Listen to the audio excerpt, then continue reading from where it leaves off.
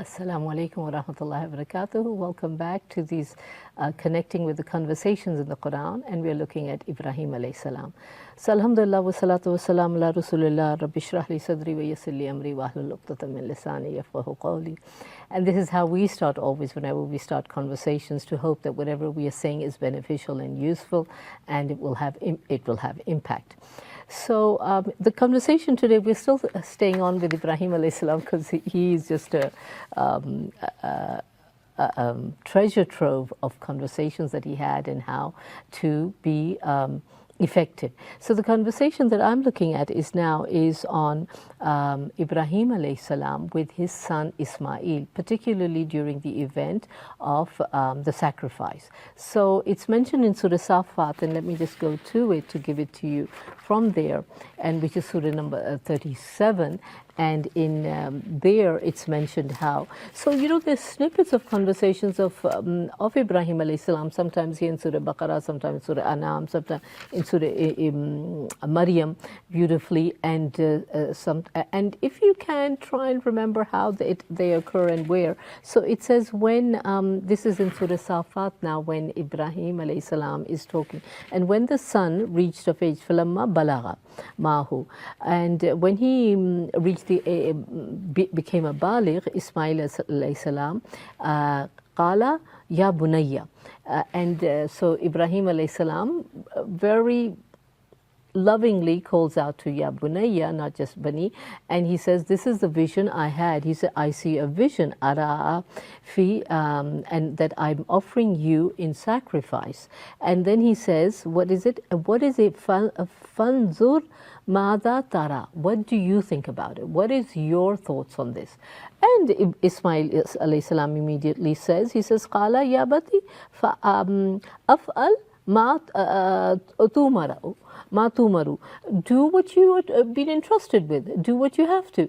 And you will find me, he continues to say, and inshallah sajiduni, you'll find me inshallah minas sabirin. You'll find me from the sabir. I mean, how amazing it is. Just that conversation. What is it telling us about? There's just so many things. The open communication between father and son. Ibrahim alayhi salam, being the father of nations, being who he is, he didn't just roll over and say, "Hey son, come with me. I've got a mission to do, and here it is, and you have to just come with me." He didn't roll over. So, and the beautiful thing in today's days, and when we talk about, communication issues in the families, and yes, women are very good at about talking and everything, but what about the fathers and sons? There's hardly ever any communication going on. So all this goes to disprove that no, in our faith, we have this whole system of, no, you consult. We've done it on Mashura, of how you check out what others need, and especially within families, and we have this. Even if we then take a wrong decision within the family, but now I'm digressing. Let's just come back to this father and son. And he said, "Inshallah, you'll find me." So when they had both submitted their wills, falamma aslamna, when he had laid him down to sacrifice him, then what happened? Then we called out to him, Ya Ibrahimu, and you have fulfilled your vision, and we do reward those who do good. But that's just the result of it. But just staying with this conversation of the submission to Allah's will, not only the father, but what kind of upbringing, even from a distance, because he left them behind in Makkah, him and his mother, Ismail alayhi salam. What kind of upbringing do they have? That the son also. So it's like a father says, "Listen, I think now that we're getting into. I think it's time we sell this house. And what do you think, my son?" And the son, "No, but this, but that." It's like an instinct reaction for young ones is first to debate the issue. Very rarely are we able to say that if the father is giving us something, we say, "Do as you're commanded, or do as you think best." You will find me.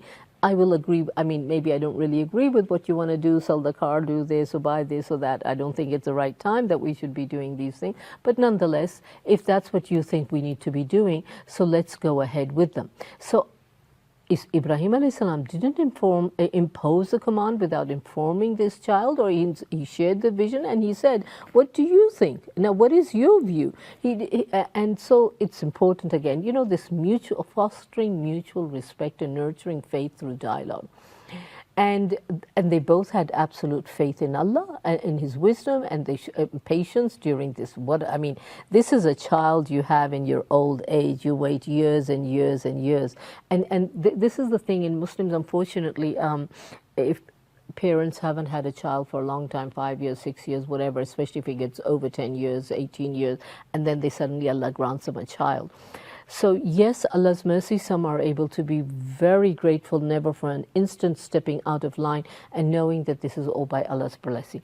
Others, unfortunately, can also end up, it's my child, they make him into a god. Now anything around that child, oh, I had them after so many years. So those are the kind of things we need to really watch out for. And the lessons so we take, even when we don't understand in Allah's, or why didn't Allah give me a child? Then if we can just be patient with Allah's will, and that's maybe what's better for me. That's what's, good for me in that sense. So how this is like the epitome of modeling the sacrifice and devotion. I mean, your child, this highlights devotion and willingness to the thing that most beloved to him, his child. And this is what true faith requires, sacrifices, whether of your wealth, whether of your time, your personal comfort, and even loved things. You have to be rid of it. I grew up valuing this thing. This is my most important, this is what you kind of worked for, or you thought this is you, or this is the label you associate. Without this I'm nothing. So our lives should reflect that, prioritizing Allah's commands and the greater good over our attachments and our desires. And sacrifice, when it's done for the right reason, it's a mark of faith. It's a mark of faith. We saw with Abil and Qabil, the very first, it was done with the right intention, and that was rewarded of Abil, and Qabil, whatever it was.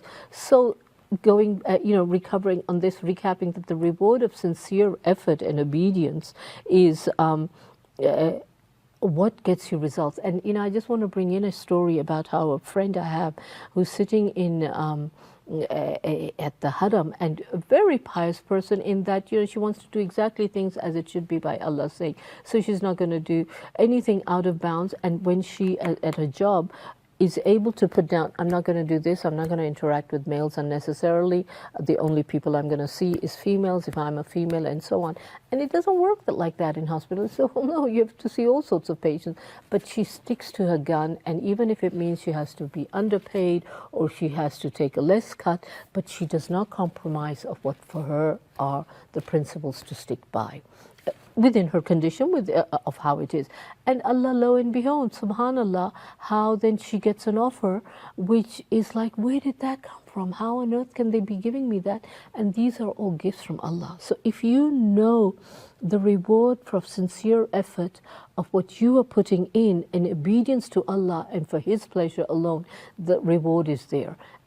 Inshallah, even on earth, and if it is not on earth, it's definitely in the akhirah. And we have this beautiful story about how one is going to be in Jannah, and he's going to say, Ya Allah, you gave me 1,000,000 times more than I expected. I didn't expect all this. So Allah will say, this is in lieu of all the du'as that you didn't get accepted in the dunya. So for us here today, take home lesson, make lots and lots of du'as, all sorts of du'as, good for you, good for the family, good for the world, good for ummah around you, good for the people who are being oppressed in Rohingya and Uyghur, the Palestinians and everywhere else. So that also is needed. And so Allah doesn't intend hardship on us, okay, without purpose. So sincere sacrifice is always met with mercy, reward, and greater blessing. And we know what barakah means. Barakah is about being over and above what you don't expect, blessings that you get. And our best effort in filling our duties, He will reward us. And we have Him beyond we can imagine. We have that ayah about وَمَنْ يَتَّقِ اللَّهَ يَجْعَلْ لَهُ مَخْرَجًا وَيَرْزُقْهُ مِنْ حَيْثُ لَا يَحْتَسِبُ. Allah will reward us beyond what you can even imagine. And So those kind of things are really important. Then the other one is the strength of character of youth. And here what comes in, of a son, and he's baligh, so it's not like he's a mature thing, he's just become a young man displaying extraordinary character, strength of character, patience and piety in supporting his father and fulfilling his command. So today, this is what the inspiration for a young one is: demonstrate faith, resilience and courage beyond, are not bound, age bound. Youth can stand strong in their beliefs and face trials with determination.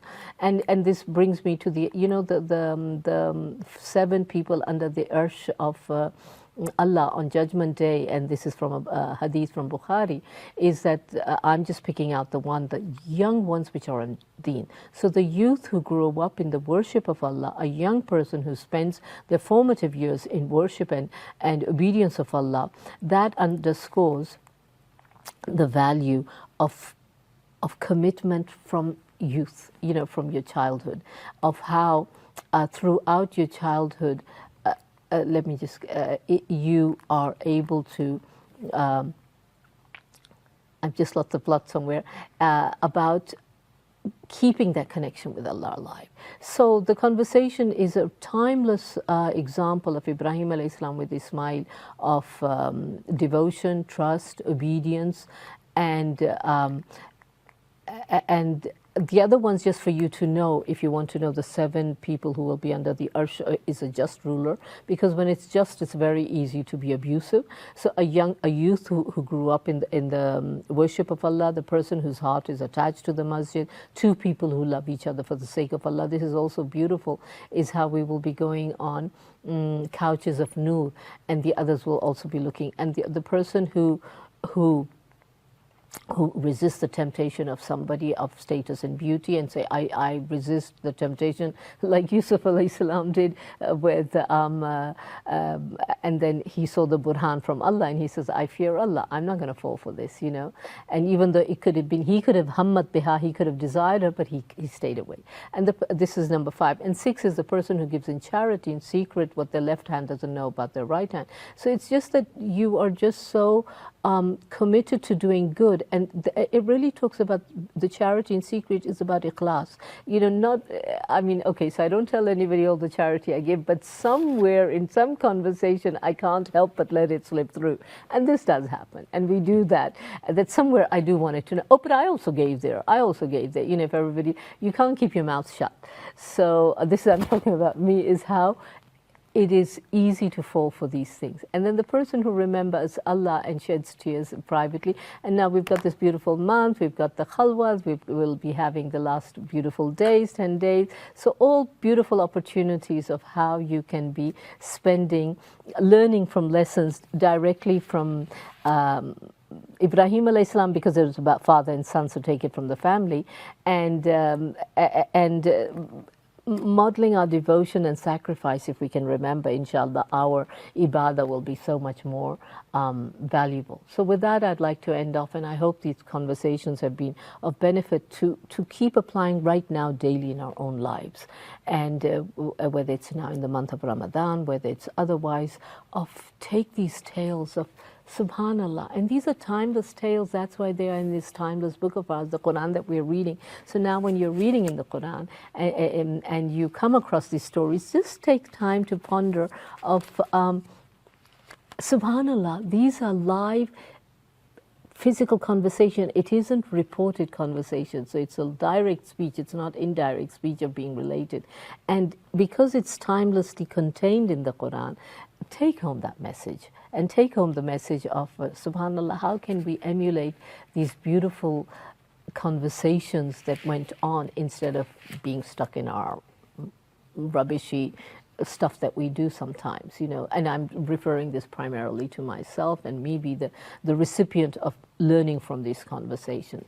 So with that, I'd like to end off and hope this is being a blessed time for all of us. So it's Subhana Rabbika Rabbil Izzati Amma Yasifun wa Salamun alal Mursaleen walhamdulillahi Rabbil Alameen, and Assalamu alaikum wa rahmatullahi wa barakatuhu.